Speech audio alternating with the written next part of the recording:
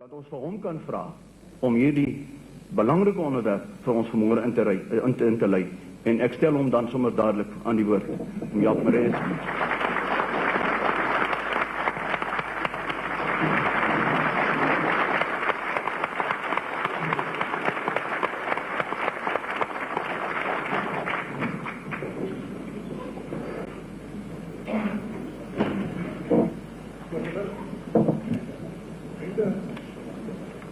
Besef dat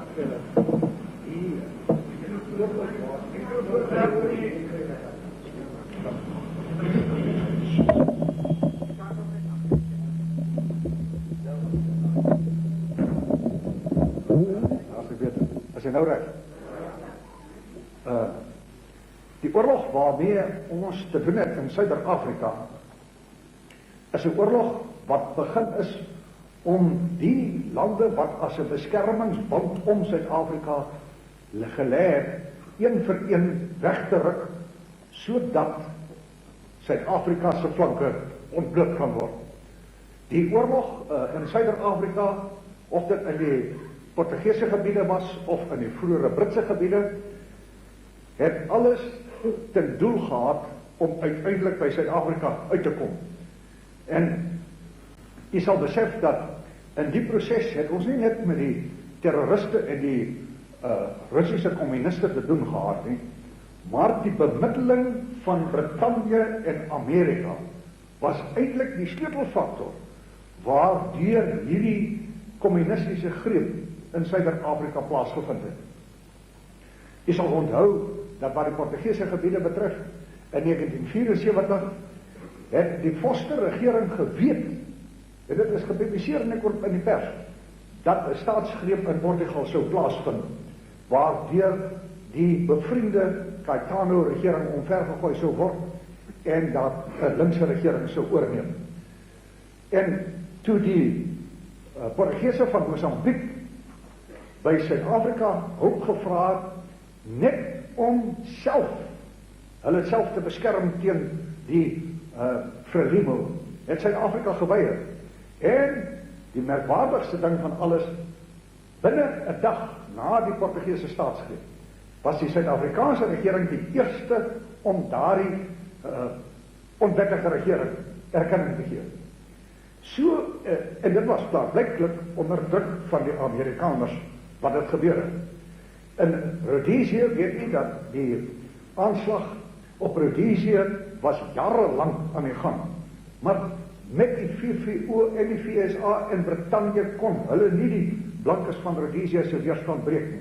Dit was eers nadat onder Britse en Amerikaanse druk die Vorster-regering besluit het om ekonomiese sanksies teen Rhodesië toe te pas om hulle te dwing om 'n swart regering te aanvaar.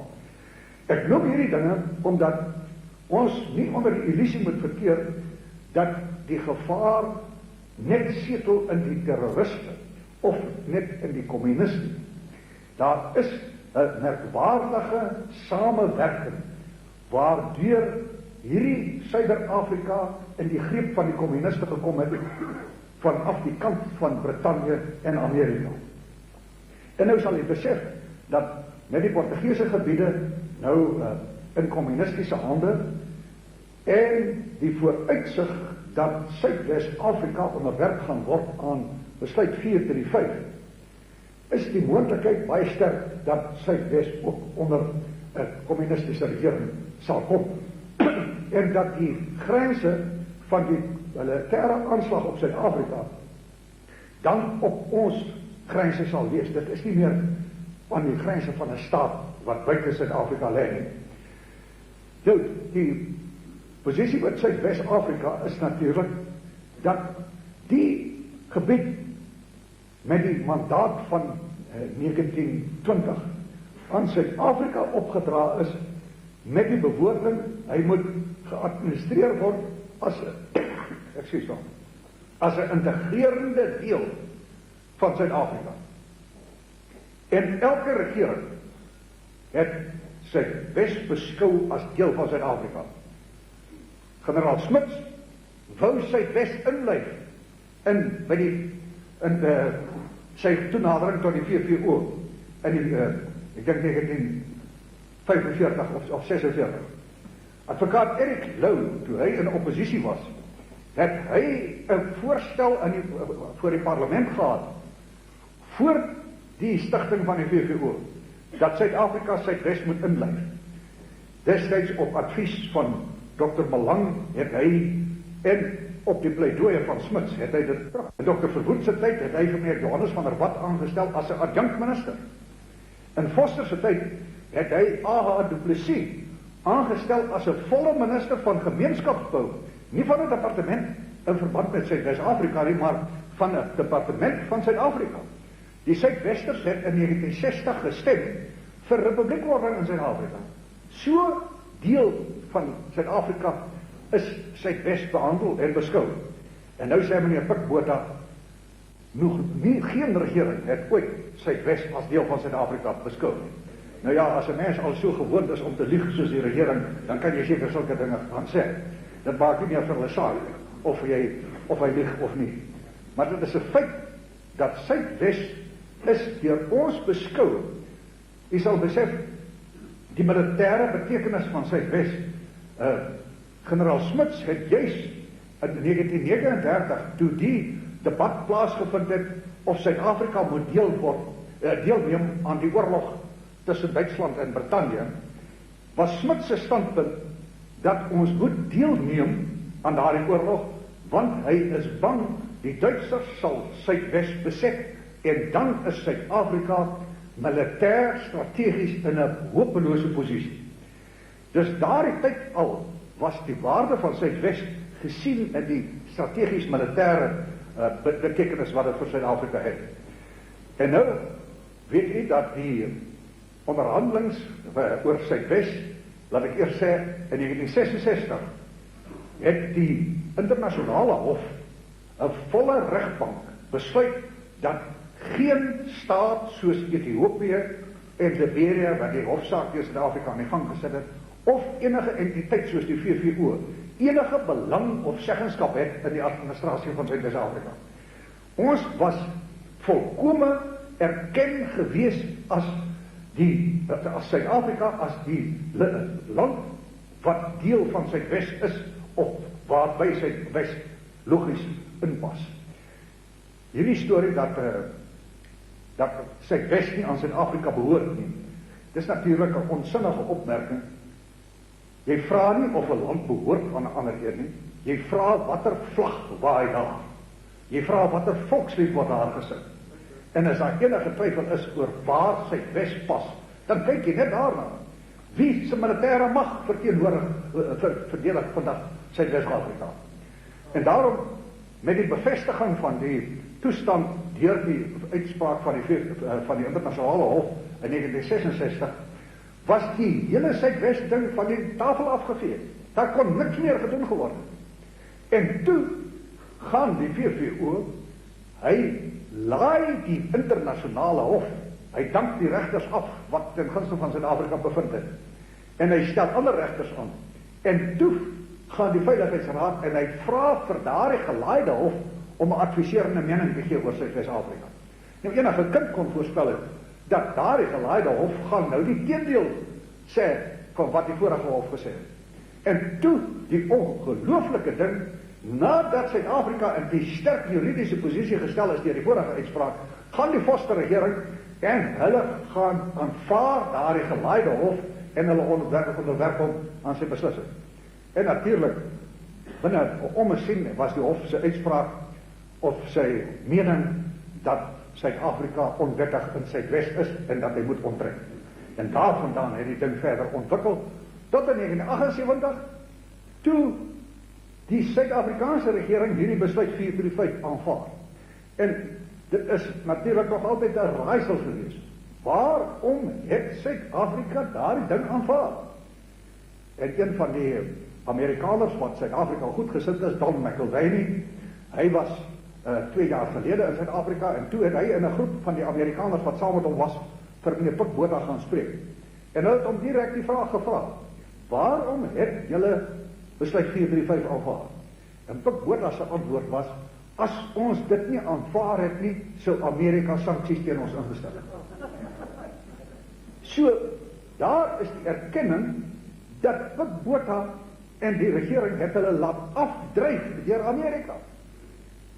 En nou is die belaglike toestand dat nadat hulle besluit 435 aanvaar het, nou stel Amerika sanksies teen ons in. Maar dit is natuurlik die een ding wat vandag betekenis het. As die Suid-Afrikaanse regering se standpunt was dat ons het besluit 435 aanvaar met die versekering dat julle sal nie sanksies teen ons instel nie. En nou stel julle sanksies in. Dit beteken dat ons nou onthef is van ons aanvaarding van besluit 435. Dit was die oop geleentheid vir die Suid-Afrikaanse regering om hom los te maak van besluit 435. Maar in plaas daarvan gaan hy na die konferensietafel toe. En by die eerste vergadering bevestig hy dat hy besluit 435 aanvaar het en dat hy bereid is om dit nog vanjaar te laat begin toepas. Dus, en nou daarmee saam die ongehoorde toestand dat die twee eise wat aan Suid-Afrika gestel is, naamlik aanvaarding of bevestiging van die aanvaarding van besluit 435 en onttrekking van ons troepe uit Angola. Dit was die twee eise wat van die ander kant afgestel is. Ons het ingestem tot albei daardie eise, sonder dat die ander kant 'n enkele eis of toegewing aanvaar. Die Kubane is nie onttrek nie, UNITA word nie betrek by die onderhandelings nie, hy word blootgestel aan die kommunistiese magte. Daar is geen enkele toegewing van hulle kant af. En nou moet jy besef, die onderhandelings word nou voortgesit. Watter bedinging het Suid-Afrika nou daar? Hy het geen enkele greintjie van 'n bedinging as hy moet sê, julle moet die Kubaanse magte onttrek. Want as hulle sê nee, wat kan Suid-Afrika maak? Hy het geen ander meer bedingings vermoë nie. En nou kan u sien, vanoggend se koerant, weet nie of u dit gesien het nie, het 'n hoofberig, dat daar is dan nou onthul, dat die kommunistiese magte wil UNITA uitwis. Hulle wil, nadat SWAPO in sy Wes oorgeneem het. Ek dink nie, dit is enigstens realisties nie. Hulle het nou reeds vir UNITA daar in die noordoostelike hoek, en hulle wil hom waarskynlik eers vernietig. En dan sal hulle die kommunistiese mag in Angola konsolideer, en die volgende fase sal wees om met 'n gekonsolideerde kommunistiese mag, met 'n versterking van die militêre mag in Angola en Zimbabwe, waarskynlik dan SWAPO aan bewind sal kry in Suidwes-Afrika deur middel van besluit 435, en sonder dat enige Kubaan onttrek is, sal dan die nuwe aanslag kom teen Suid-Afrika. Dus, u moet besef, die hele toekoms van Suid-Afrika se veiligheid wentel om hierdie enkele ding, die toepassing van besluit 435 op Suidwes-Afrika. As dit verhoed word, kan hulle nie die grens van die oorlog verskuif na ons toe nie. En soos ek gister gesê het, ons moet weet dat die oorlog waarmee ons in hierdie volgende fase te doen gaan kry, gaan nie 'n terroristeoorlog wees met klein bendietjies wat oor die grens kom en landmyne plant en hier en daar bomme laat ontplof. Dit gaan 'n konvensionele oorlog wees. Die opbou van militêre mag in hierdie sogenaamde frontliniestate is bedoel om 'n konvensionele oorlog teen Suid-Afrika te voer. En die een oogmerk wat die kommunistiese magte het om Suid-Afrika in 'n swak posisie te stel, is as hulle SWAPO in Suidwes aan bewind het, dat die terroriste linie van die Atlantiese Oseaan kan inskuif tot Botswana se grens. Botswana is 'n swak staat, die kommuniste sal hom waarskynlik in een nag oorneem, en dan skuif die terroriste linie of die oorlogsgrens tot teen Transvaal se grens, en by die hart van Suid-Afrika se nywerheidsentrum, die Pretoria Witwatersrand Vereniging gebied. En dit is waarskynlik die afdreiging waarmee hulle wil effektief veroorsaak dat hulle met 'n swak regering soos hierdie nie eers 'n skoot hoef te skiet en net eenvoudig die regiment, soos hulle met Suidwes gemaak het, te stel dat Suid-Afrika moet hulle voorwaardes aanvaar, naamlik om 'n ANC-regering of 'n een mens een stem verkiesing onder VVO toesig ook te hê en daarmee die doel te bereik waarna hulle nog altyd gestreef het. U sien, u moet onthou die tydfaktor wat verloop het as gevolg van die nasionale party se misvatting dat, soos P.W. Botha gesê het, met die militêre stryd word tyd gewen om oplossings te vind op die ekonomiese, politieke en diplomatieke gebied, het net die vyand bevoordeel. Die tweede misvatting, dat Magnus Malang gesê het, dit is 'n 20% militêre stryd en 'n 80% nie militêre stryd. Dat jy die harte en die denke van mense moet wen. Dit was die fataalste misvatting wat daar was. Met al hulle pogings om deur 'n enorme besteding van geld te probeer om die harte en denke van mense te wen, het hulle hoegenaamd nie daarin geslaag nie. Hulle het net die vyand kans gegee om 'n groter mobilisasie op ons grens te kry, sodat hy in 'n sterk afdreigingsposisie kon kom om sy eise te stel. Die een enkele waarheid wat daar was, dat die militêre magsbasis is die primêre magsbasis. As Suid-Afrika sy militêre mag in Suider-Afrika moet afskaal dat hy voor 'n groter mag te staan kom, dan kan hy niks meer verdedig.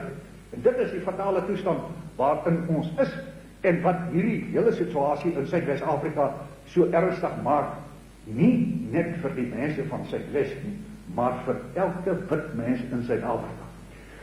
Van al die strydvrae wat daar is, of dit nou die konstitusionele ding is wat besig om te misluk in die parlement, of dit hierdie ekonomiese ellende is waarin ons volk verkeer, of enige van die ander strydvrae, dan almal is ondergeskik aan hierdie enkele strydvraag in verband met Suidwes en die militêre implikasies daarvan. As die oorlog beëindig word in Suidwes en SWAPO kom daaraan bewind, as gevolg van die onhandige diplomatieke onderhandelings van Pik Botha, dan ontstaan die volgende situasie, dat jy nie vrede gaan hê nie, maar 'n verewigde oorlog. En as ons hierdie oorlog verloor in Suid-Afrika, is al die ander dinge, die konstitusionele dinge, die ekonomiese dinge, die diplomatieke dinge, die kulturele dinge, alles is ondergeskik daaraan, want dan forceer die vyand sy wil af op ons. En daarom, vriende, u moet besef, wanneer ons praat oor Suidwes, praat ons oor die lewe van ons volk. Ons is nie besig met 'n veraf dreiging van iets wat ons maar later sal raak nie. Dis 'n onmiddellike nuwe situasie wat sal ontstaan, politiek en militêr. En u moet besef, as ons Suidwes laat gaan, watter enorme morele stoot gaan dit gee aan hierdie terroriste en swart mag strewers. En watter neerdrukkende uitwerking gaan dit hê op die blankes van Suid-Afrika, wat reeds deur die regering en al sy media gedurig feitelik beskuldig word dat dit is ons wat die oorlog veroorsaak het, omdat ons nie vinnig en ver genoeg wil verander. Ons is die oorlog, ons is die oorsaak van die oorlog. En dan moet jy besef, as Suidwes gaan en die grens van die oorlog verskuif na Suid-Afrika toe, dat daar dan die massale propaganda op ons losgelaat word, dat julle sien, elke blanke gemeenskap in Suid-Afrika moes uiteindelik swyg voor die swart mag. Julle is die laaste.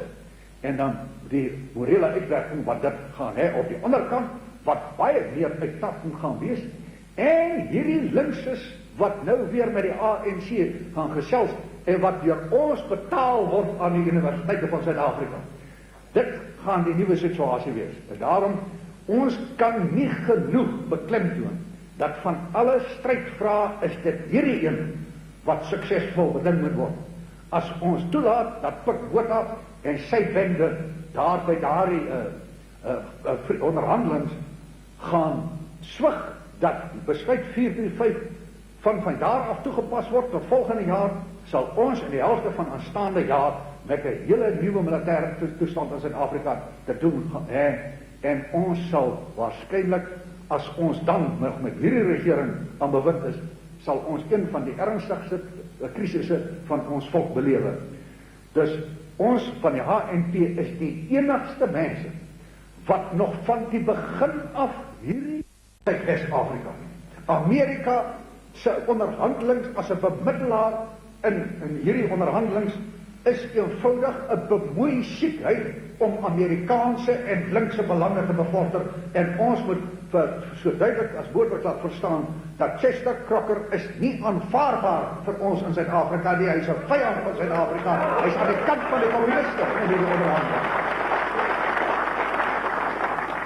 En net so, Pik Botha is die swakste verteenwoordiger wat Suid-Afrika nog ooit in buitelandse betrekkings gehad het.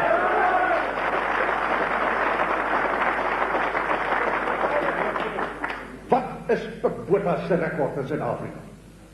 Hy, as minister van buitelandse sake, was in bevel gewees toe elke blanke staat hier in Suid-Afrika aan die kommuniste oorgegee is. Hy was minister toe Suid-Afrika sy sittingsreg in die VVO verloor het. Hy was minister toe ekonomiese sanksies teen ons ingestel is.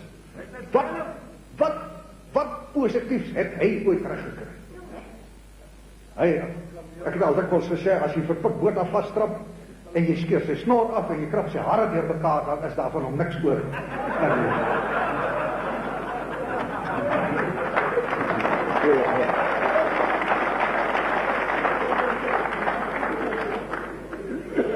En dit is klaarbliklik soos die vyand hom takseer. Ons is in die hande van mense wat baie meer gestel is om Amerikaanse belange te bevorder as Suid-Afrikaanse belange. Dit lê aan die grond van hierdie stap wat nou besig is om plaas te vind. U sal onthou, dit was John Foster wat in 1974 gesê het, Amerika is die leier van die Weste en gevolglik ook my leier. As jy 'n leier het, het jy ook volgelinge. En dit beteken die Suid-Afrikaanse regering het hom in 'n volgelingskap van die Amerikaanse politiek gestel. En dit is wat die gevolge waarmee ons vandag te doen het. Vriende, u moet besef, as daar nou in Suidwes tussenverkiesings kom, sal ons moet deelneem op die effektiefste manier denkbaar. En daarom moet die HNP in Suid-Afrika moet hom monster om elke greintjie energie en krag wat hy kan insit in Suidwes in te stoot, omdat dit die sleutelfaktor is wat ons toekoms gaan bepaal in die onmiddellike jaar of 2 hier in Suid-Afrika.